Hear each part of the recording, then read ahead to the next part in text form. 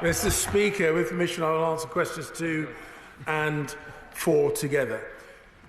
Our strong bilateral relationship with Israel means that we can speak frankly with them, and whenever I do so, I encourage them to ensure that security operations are carried out proportionate and in accordance with international law, and I call upon all parties to find opportunities to de-escalate tension.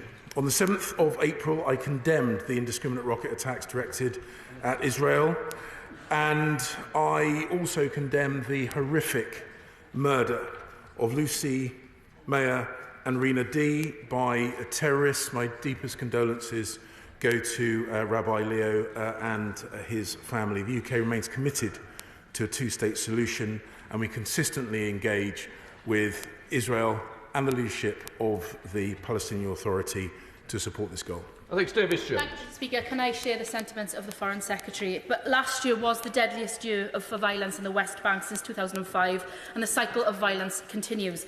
But there are some trailblazing organisations working in the region who are using cutting-edge science and AI technology to encourage peace and an end to the bloodshed. What recent conversations has the Minister or the Secretary of State had with colleagues in the Department for Science, Innovation and Technology about the value of these collaborative projects and their impact on a two-state solution? Well, I thank the Honourable Lady for the points she's just put forward.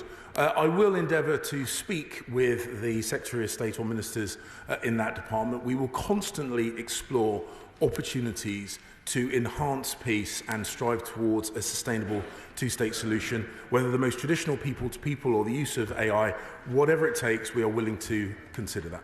Tommy Shepherd. Mr. Speaker, the Foreign Secretary mentioned the two-state solution.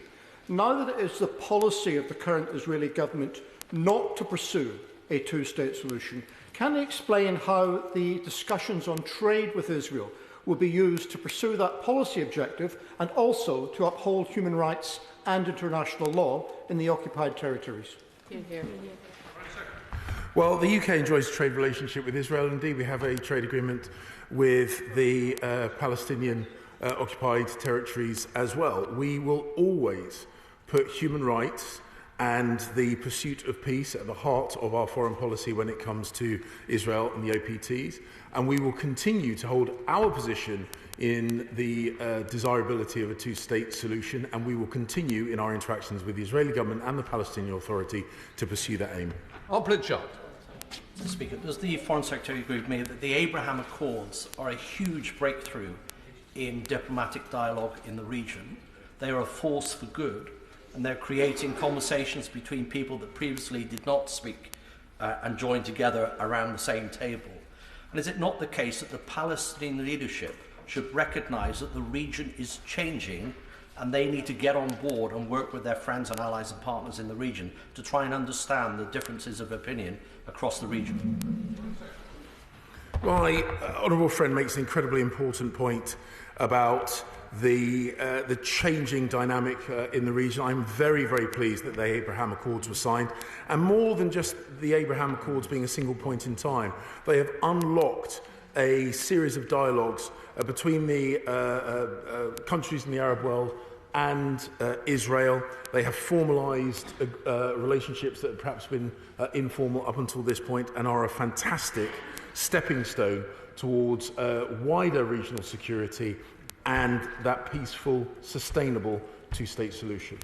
Stephen Crabb. Thank you, Mr. Speaker. Aside from those violent incidents that my right honourable friend has just referred to, does he agree with me that the fact that more than 1 million worshippers were able to visit the Temple Mount during Ramadan, the fact that during the month of April saw the great festivals of Easter, Passover and Ramadan being celebrated so freely throughout Israel, marks Israel out as a remarkable example of religious freedom and tolerance in the Middle East?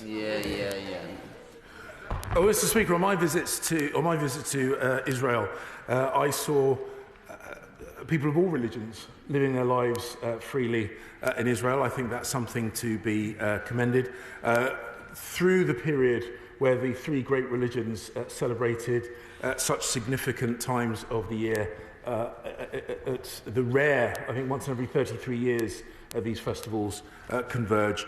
I had extensive conversations with the Israeli leadership, the Palestinian leadership and the the leadership in the region. I'm very, very pleased that opportunities were taken to de-escalate, were taken to support religious freedom, and that will always be something that we champion in our relationships.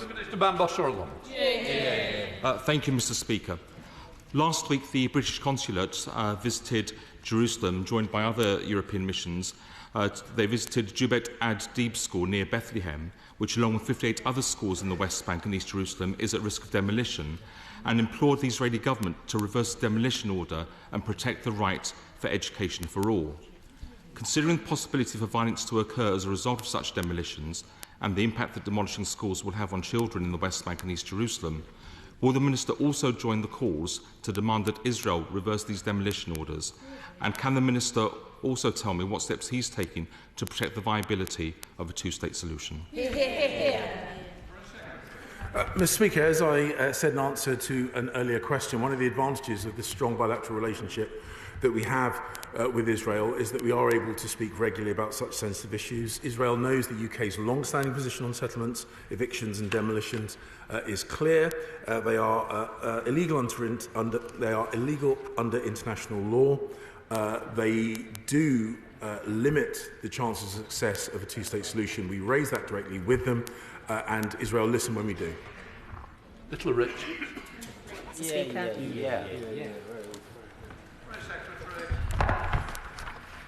Mr. Speaker, the human rights issues in Iran remain at the heart of the UK's strategy towards Iran. We raise violations at all appropriate opportunities and also via our embassy and also directly with the Iranians here in London.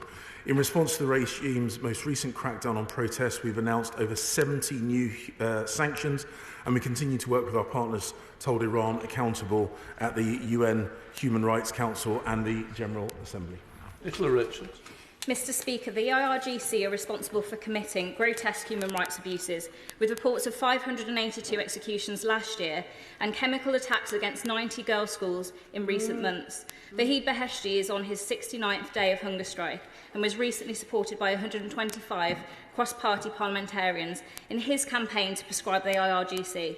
So does the Foreign Secretary acknowledge the sense of urgency so many parliamentarians place upon the IRGC prescription, which stands to improve and protect lives, both in Iran and here in Britain? Mr. Speaker, Mr. Beheshti has met with ministerial colleagues both in the Home Office and in the FCDO. I do worry about his health and would urge him to stop his hunger strike. With regard to Iran's completely unacceptable behaviour, we have responded by sanctioning the IRGC in its entirety and certain leaders of the IRGC specifically. We will always take action which we believe to be in the best interest of the safety of British nationals both at home and abroad, and we of course always keep options available and under review. Andrew Gwynn. Thank you. Very recently, Professor Javid Rehman, the UN Special Rapporteur, has published his report into the human rights abuses in Iran. There are no surprises within it. We know what's happening in Iran is atrocious, but we also know that the Iranian regime is doing pretty similar stuff right across the world, including here in the United Kingdom, where they are using the IRGC to really kind of bear down on people condemning Iran in this country. So why won't the government do what people on both sides of the chamber want, and that is to prescribe the Revolutionary Guards? That's needed now. Mr. Speaker, as I say, we do not discuss or speculate future prescriptions. I would remind the House that the IRGC is sanctioned in its entirety, as are certain individuals within the leadership of the IRGC. The FCDO, of course, work closely with the Home Office, which are the responsible department for such decisions. Any decision of this nature will inevitably be cross-government. We always keep our options under review, and we will always take action which we believe to be in the best interests of the safety of British nationals at home and abroad, and in pursuit of our wider objectives, which is to put pressure on Iran to improve their human rights record. Richard Thompson. Mr. Speaker. Well, thank you, Mr. Speaker. Of course, we fully recognise the benefits of international educational opportunities.